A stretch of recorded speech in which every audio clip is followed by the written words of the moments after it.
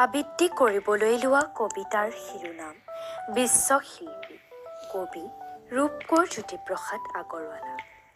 শিল্পী মই তিনিও কালৰ, অতীতৰ, বৰ্তমানৰ, অনাগত ভৱিষ্যতৰ।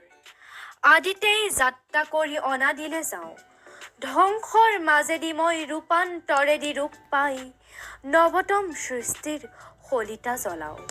জনতাৰ হৃদয়ত মোৰ সোণোৱালী দেশ, মই পিন্ধো বিশ্ববেশ।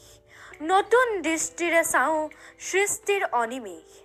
নানা ভাষা, নানা আশা, নানা জাতি বৰ্ণ জিনি মই শুনো ঋণী ঋণী। বিশ্ব জনতাৰ এক অপূৰ্ব সংগীত, সেই সংগীতৰ প্ৰতিধ্বনি তোলো মোৰ গানে সুৰে। সাম্যৰ সমৃদ্ধিৰ সৌন্দৰ্যৰ মহামহত্বৰ পাতিবলে শান্তিৰ নৱলোক এই পৃথিৱী।